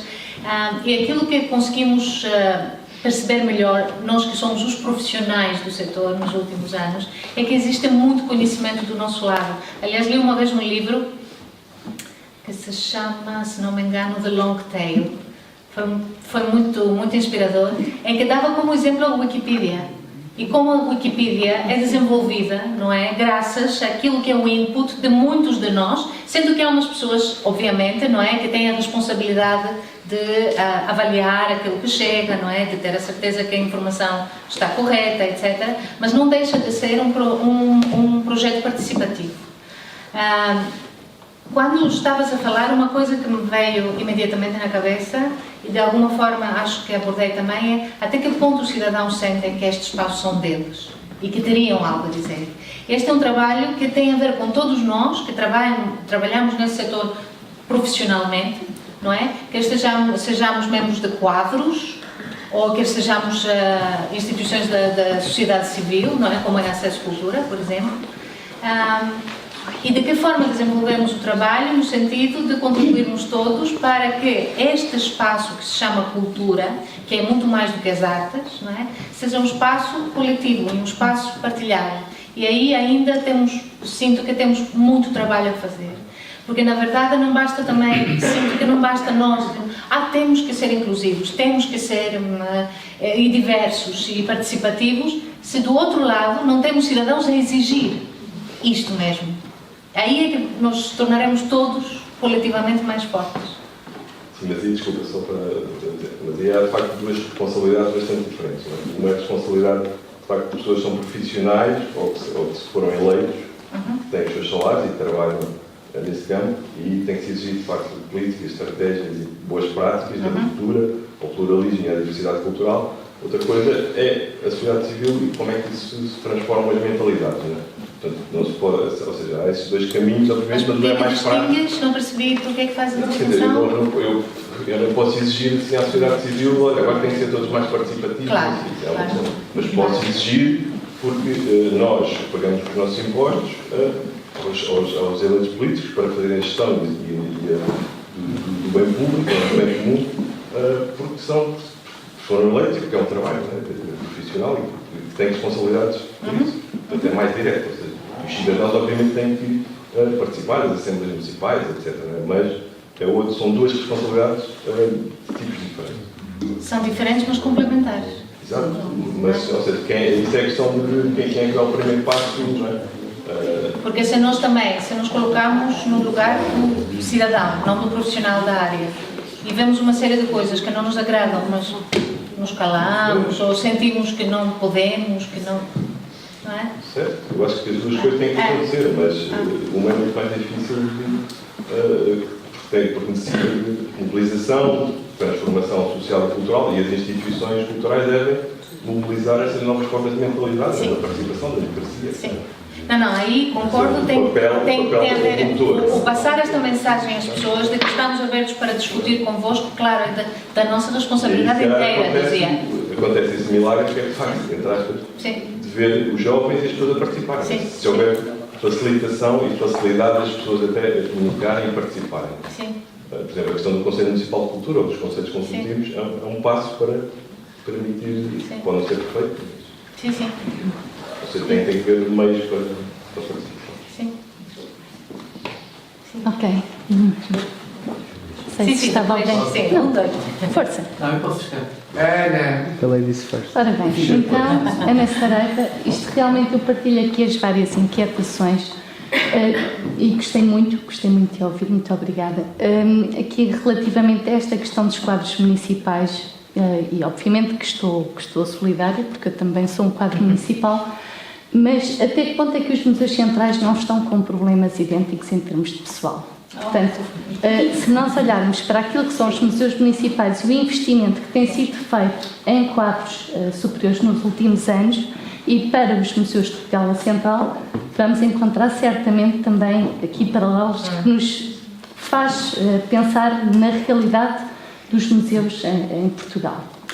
Portanto, essa era uma questão que eu gostaria de deixar, que eu acho que é transversal, não é? Por outro lado, a questão dos museus municipais, que tem precisamente esta, iria usar a palavra feia, que é promiscuidade, alguma tendência péssima, mas tem uma grande vantagem de proximidade com as populações, que os museus centrais têm que fazer outro trabalho para chegar a essa proximidade, não é?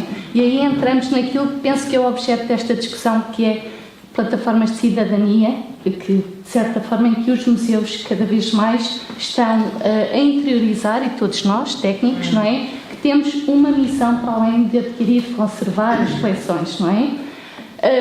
De facto, também sempre nesta ligação com a própria missão do museu e, portanto, aí também valerá a pena todos nós refletirmos e termos sempre muito presente sobre aquilo que é a missão do museu onde trabalhamos. Muitas vezes esquecemos, e pode ser, de facto, um grande perigo se nos esquecemos de qual é a missão do museu onde estamos a trabalhar. Parece-me, não é? Termos sempre muito, muito presente.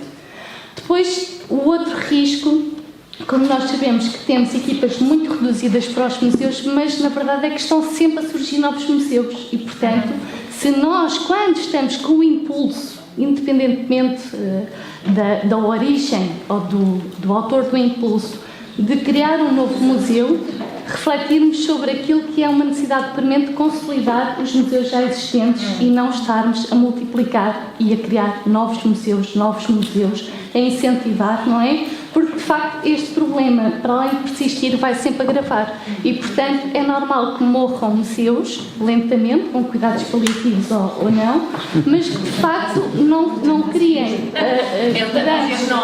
grandes moldes, porque já estão quase a festar, não é? E, portanto, essa era outra questão.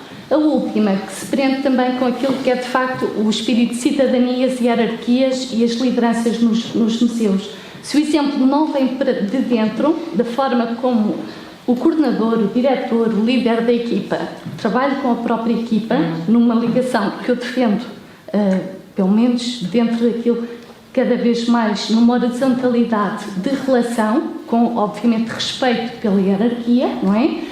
Mas se nós não trabalharmos com as equipas neste sentido, não estamos a fazer um trabalho de cidadania e não estamos a dar aquilo que é o exemplo de trabalhar com a comunidade.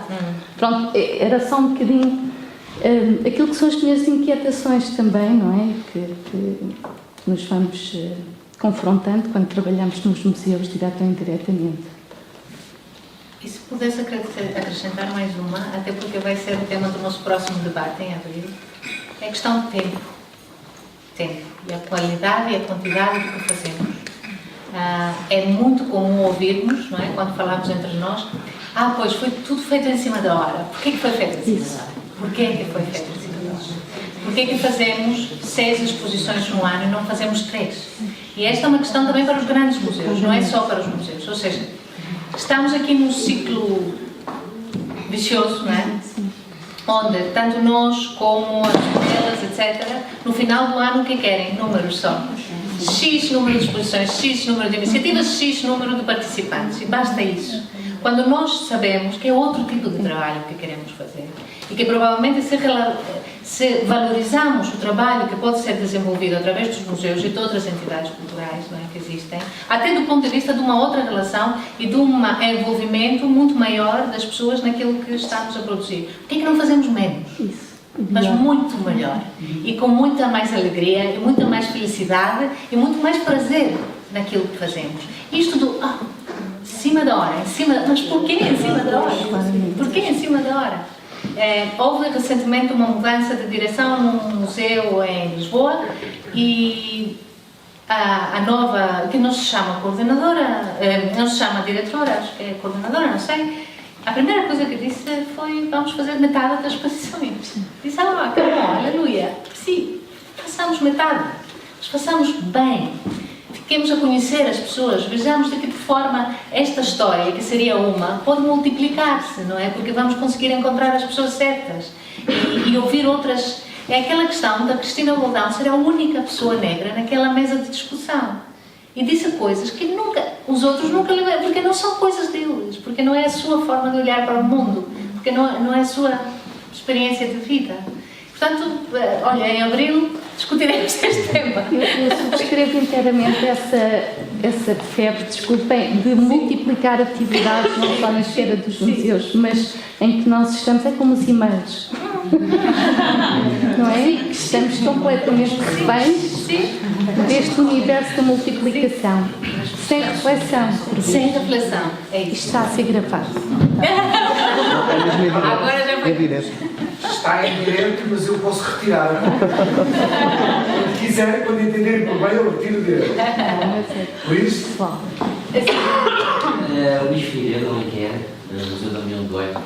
Eu não consigo repetir, nem o quero fazer. Aliás, as minhas inquietações, assim por baixo, são coincidentes com todas elas, qual delas é melhor. Reforço a necessidade da especificidade destes ambientes mais pequenos em detrimento das siglas, das grandes parangonas do que é o museu. O que é que nós próprios encaixemos e interiorizamos o que é o e o que deve ser. Eu pouco mais tenho a dizer, mas eu queria, se me permite, deixar-lhe aqui uma pequena provocação.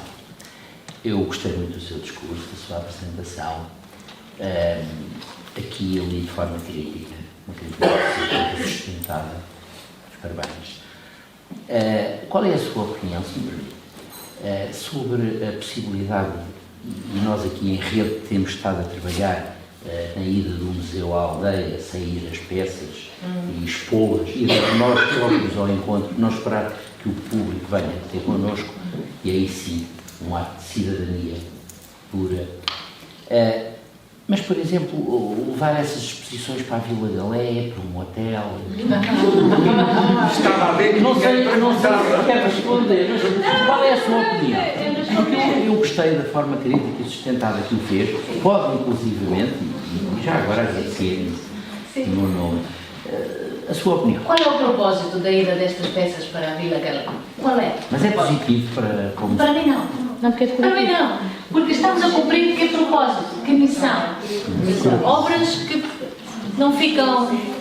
Entendo o contra-argumento de que mas as peças estavam escondidas, mas isto não significa que vão para um hotel, não é? Para não estarem escondidas ou escondidas. Estão na reserva porque naquele momento não há uma exposição em que eles possam fazer parte.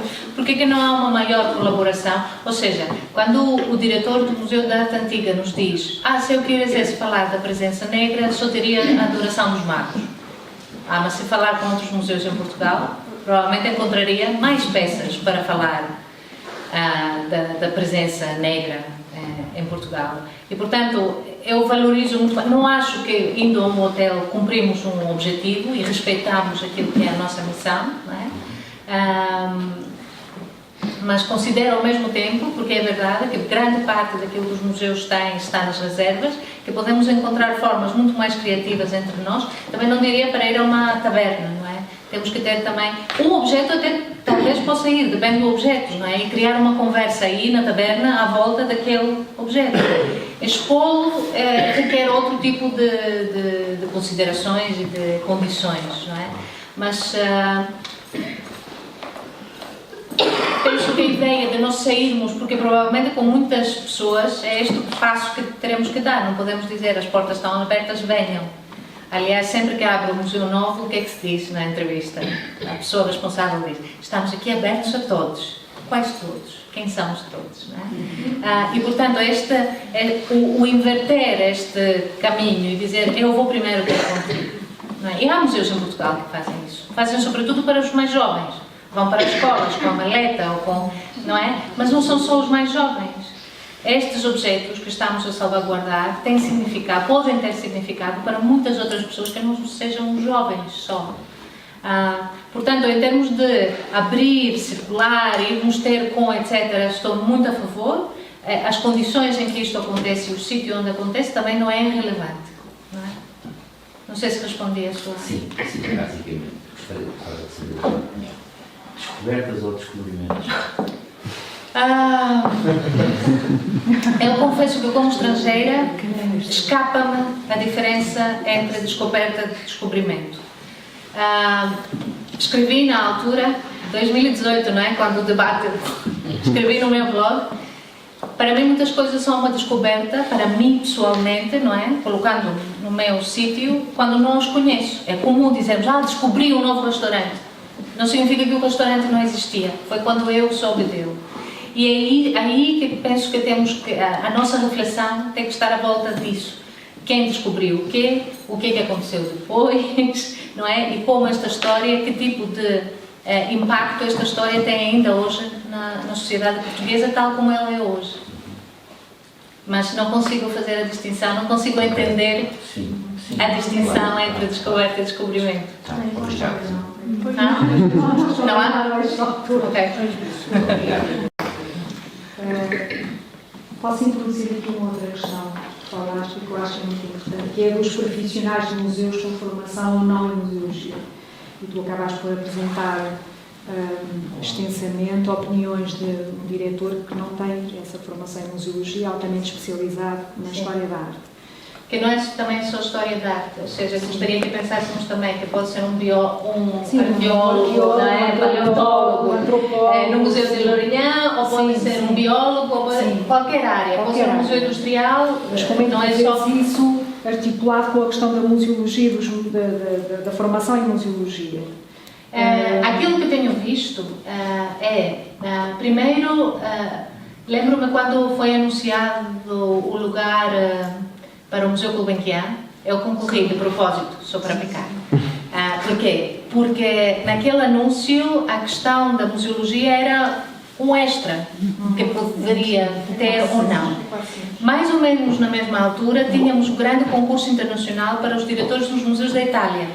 E se fôssemos ver a descrição do que estas pessoas deveriam depois fazer, se ocupassem um lugar, era uma série de coisas que tinham a ver com gestão, marketing, comunicação, mediação até. E depois íamos ver, quando foram anunciados os nomes, a grande maioria identificava-se como arqueólogo. 2 como gestores culturais e 1 como museólogo. E eu tenho este percurso, eu comecei com arqueologia, mas não foi na minha faculdade de arqueologia que aprendi aquilo que me permite hoje pensar os museus, não foi. Foi depois. E a museologia é uma ciência inteira, que tem décadas. Ou seja, e recentemente estava a falar com um colega que percebi pelo seu discurso que chamava museólogos pessoas que trabalham em museus e disse não, existe uma outra, estamos outra vez a discutir definições, mas tudo bem. Existem os profissionais do museu, que podem ser variadíssimas especialidades de pessoas que trabalham em museus ou para museus, e depois o museólogo é uma especialidade entre os vários profissionais de museus. E sinto mesmo, falta-nos isso. Este pensamento que só quando estudamos esta reflexão tão rica de tantas pessoas há tantas décadas à volta do que são os museus e para que servem, não é?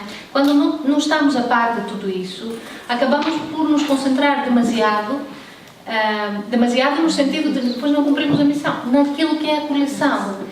E depois não somos capazes de dizer, e então, ok, estudamos esta coleção. Uma universidade também poderia estudar esta coleção, mas vamos ficar por aí, pelo estudo da coleção? Ou vamos tornar esta coleção algo significativo para as pessoas que têm contacto com ela? Acho que muitos dos nossos colegas profissionais de museus que estão em cargos de direção, que não têm a formação em museologia, quando falamos nisto, sentem um lugar ameaçado. Porque não têm a formação, mas ninguém está a dizer, eu quero que tu também não estás a dizer, que todos os diretores de museus têm que ser museólogos.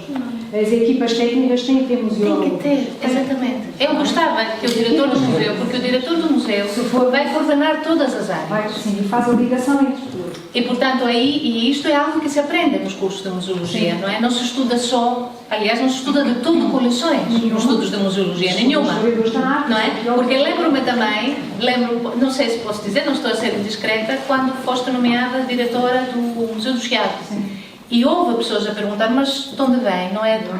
E acho que tu respondeste numa entrevista, eu sou museóloga.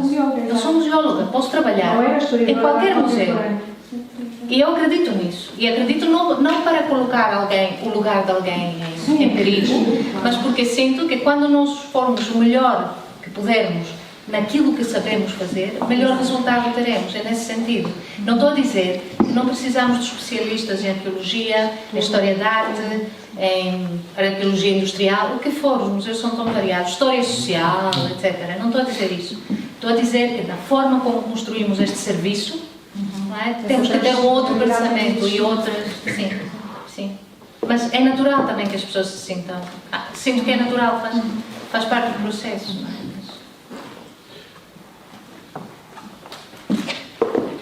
Sim. Só queria fazer, Bruno Silva, das Galerias de Óbidos, queria fazer um contributo que acho que é pertinente em todos os colegas que estão aqui, porque partilhamos todos dificuldades, partilhamos todos ansiedades relativo à gestão dos nossos espaços e à forma como também temos de andar em concordância com aquilo que são as principais visões do Executivo, neste caso falando de instituições municipais, e que quero dar o meu contributo de uma forma positiva e quero fazê-lo da seguinte forma.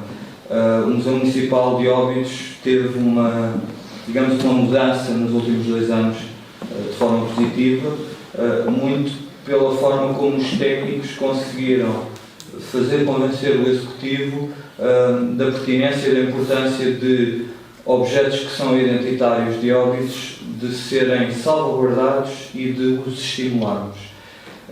E, sobretudo, e enquanto técnicos acho que podemos às vezes aproveitar isso, no fundo, dar projeção e algum mediatismo ao próprio Executivo ao ter essa dinâmica. E falo especificamente há cerca de 2 anos de uma obra do José Festeiro na Alemanha. Óbidos é uma câmara com 10 mil habitantes, sem grandes possibilidades financeiras e dificilmente, em qualquer das circunstâncias, poderia estar lá.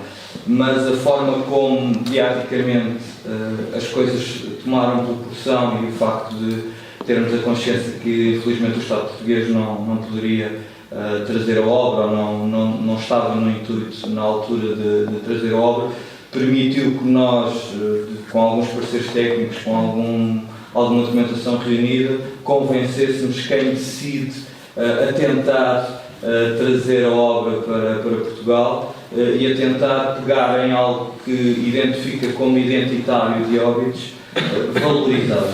E graças a este processo, o museu hoje tem um sistema de videovigilância que não tinha em condições na altura.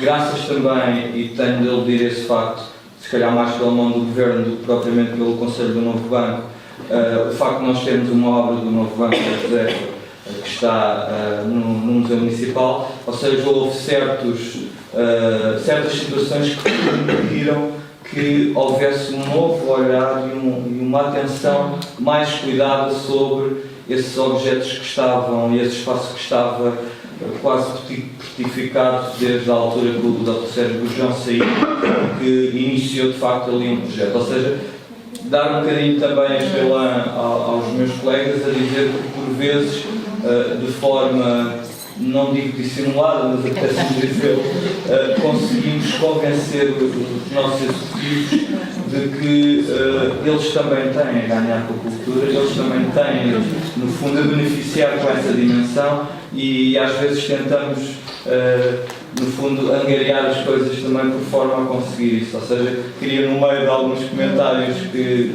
de problemáticas que eu também tenho, que nós também temos na rede das galerias, dizer que pelo menos a nossa luta continua e que esta vitória que tivemos há 2 anos está a esmorecer, mas eu acredito que haverá uma outra oportunidade. Aliás, adquirimos também uma gravatura em Murilo, da Reserva, num leilão, e houve de facto, até por parte da chefe de serviço da contabilidade, ou seja, uma ideia de que às vezes conseguimos fazer chegar e fazer ecoar o nosso papel enquanto cultura e a importância que ele tem para a sociedade.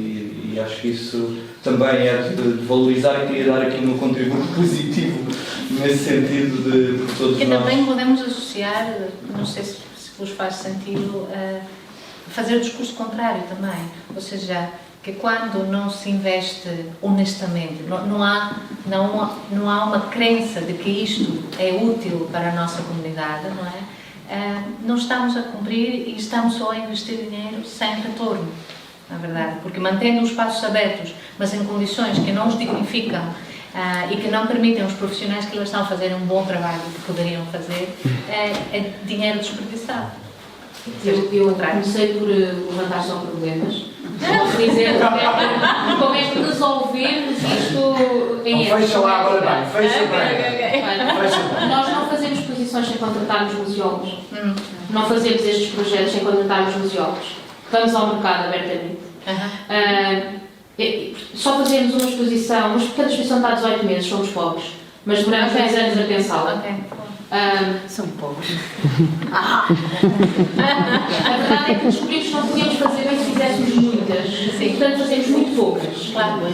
E decidimos que efetivamente tínhamos de ser colaborativos. Nem é tínhamos mesmo de trabalhar com os grupos que tivessem uma relação com as exposições, na medida em que somos tão poucos que só assim conseguimos produzir conteúdos que fossem interessantes para quem nos rodeia.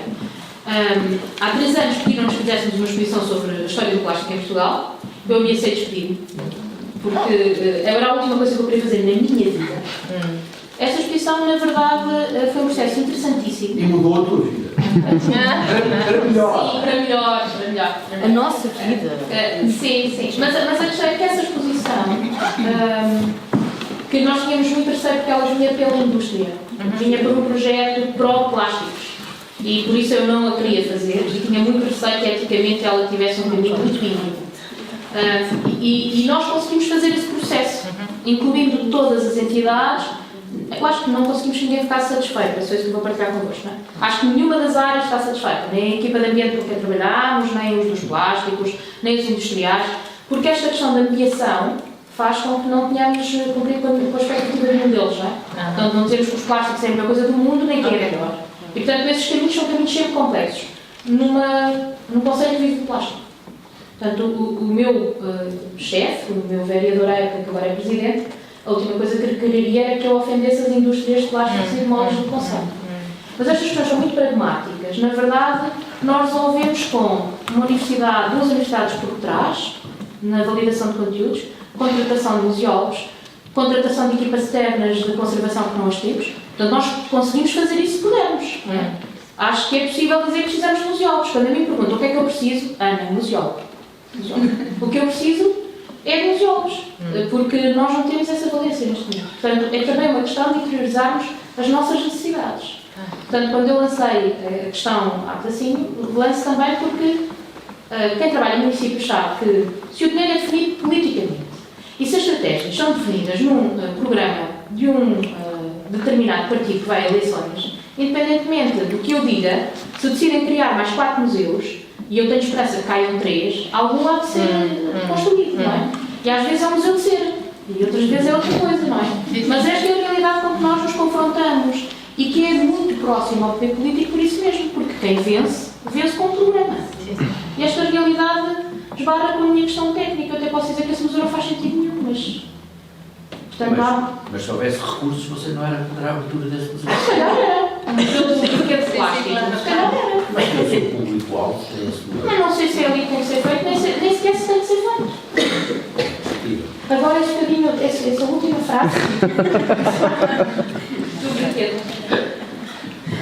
Estamos a aproximar-nos do final. Fazendo uma síntese do que aqui foi dito, começava por aquele comentário fundamental que é: não nos importa discutir a definição. Importa-nos pensar sobre o que é que podemos fazer para construir algo. O que é que podemos fazer neste formato que contribua para cada um de nós e para o todo. Checa. Eu creio que esta reflexão foi importante por isto. Ou seja, o estarmos a pensar sobre definição, visão, missão, ajuda-nos a perceber quais são as guidelines, quais são as áreas em que podemos, em conjunto, acrescentar algo. Creio que foram particularmente sensíveis as temáticas do tempo e da quantidade. Mais museus, mais tempo, mais exposições, mais técnicos, menos técnicos. Este tema é um tema que me pareceu importante. A questão da municipalização dos museus também está aqui permanente, não é por ter sido aberta. Ele é um tema que está permanente e creio que é importante olharmos para ele. Quem acompanhou a reflexão e acompanha da Acesso Cultura agora sabe que este é um tema muito importante, ao qual todos temos de estar atentos. Creio também que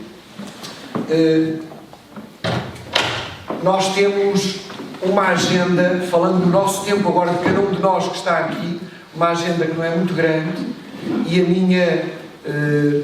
o meu próximo pedido é que nos próximos 10 minutos no máximo, os presentes possam partilhar o que é que parece que possa ser importante ser o próximo passo deste grupo. O próximo passo deste grupo. Fizemos uma primeira candidatura e pensámos no projeto. Refletimos sobre aquilo que são as necessidades de cada um. Partilhámos até que seria importante haver mais cruzamento de experiências e de equipas. Há pouco, não referi, mas parece-me que, a propósito da questão da definição, creio que este elencar de critérios mínimos é importante e está imanente à questão da definição, mas o que é que nos parece a nós que estamos aqui que possa ser significante para o grupo, nesta rede de museus que é imensa, que é assimétrica. Vocês não falaram, mas deixem-me dizer, eu que não percebo nada de museus, logo no início da manhã, há um tema que para mim é extraordinário, que é esta coisa dos museus estarem todos em núcleos, está tudo nucleado, portanto, há muito espaço, aproveitam-se qualquer casinha, nós em Leiria temos N casinhas, são muitos, depois é impossível ter uma grande equipa em cada um destes núcleos. Até porque fisicamente não se encontram e nada depois tem escala. Eu não sei se tem de ter escala, ok? Se calhar o caminho é esse. Mas é importante refletir se o caminho tem de ser este. Se há mais núcleos, porque agora é preciso dar uso a uma infraestrutura que foi reabilitada, ou se efetivamente esta é a melhor modalidade, é estarmos desta forma. E eu conheço a reflexão em relação ao ensino artístico e, portanto, não sei se ela tem paralelo ou não na questão dos museus, mas sinto que é importante tê-la. Porque quando nós vamos aos grandes museus, aqueles que nos marcam, as experiências, mas quer ver, eu quando pergunto, enfim, que valor traz o museu, não é que quem chora, hoje já choramos tão pouco, somos tão poucos aqueles que choramos hoje, por estas razões. Choramos por outras razões. Mas, na verdade, o que é que nos emociona a cada um de nós? O que é que nos afeta? O que é que nos toca? O que é que nos transforma? Quais são as experiências no museu que me transformaram? E se eu fizer este exercício, o que é que me transformou na minha vida de público no museu, é que eu acho que é importante trazer para aqui, para esta reflexão. E devo dizer que projetos são importantes, construir alguma coisa é importante. Eu gostava que o próximo encontro que tivéssemos já não fosse somente esta reflexão é importante, vamos continuar a tê-la seguramente, mas que haja projetos práticos que possamos construir em conjunto. Projetos práticos que não sei quais são, não sou da área, mas seguramente não têm de ser cruzamentos, coproduções, mas há uma coisa que eu sei, está aqui uma sala que é um corpus pensante muito rico. Há aqui, de facto, um conjunto de saberes que podem junto potenciar o todo e cada um de nós. Isso eu acho que é fundamental. Enquanto representante da Rede Cultura, eu estou preocupado que em outubro este grupo vai ter que levar lá alguma, não sei se é uma conclusão, se é um museu novo, se é uma equipa, se é um conjunto de critérios, se é um sonho, não sei. Nessa altura vai acontecer uma participação deste grupo. Mas até lá, que não seja só o Congresso que nos motive, é o que é que podemos fazer em conjunto, que para os próximos 10 anos, na vida de cada um destes museus, possamos enriquecer-nos e fecundar o trabalho mutuamente de cada uma destas pessoas e destas equipas. Agradecer primeiro a cada um de vós que sai da vossa imersão, do vosso trabalho, alguns de vós muitos quilómetros para virem para este encontro, com o vosso saber e a vossa vontade e a vossa participação. Um obrigado especial a Maria, porque enriqueceu sobremaneira este encontro. Já sabemos agora, vamos bater à porta. Está bem? Ok? Muito obrigado à Sra. Vereadora e a todos que nos acolheu tão bem hoje de manhã e neste espaço bonito. É bom que nos possamos encontrar e eu sublinho a primeira conclusão do primeiro encontro que tivemos. Se conseguirmos neste projeto partilharmos com os outros o que fazemos, já é muito bom. Se conseguirmos somente encontrarmos para partilhar o que fazemos, já é muito bom. Já é extraordinário. E, portanto, muito obrigado a todos. ir lá às redes sociais, Rede Cultura 2027, clicar, essas coisas que vocês sabem, está bem? Muito obrigado.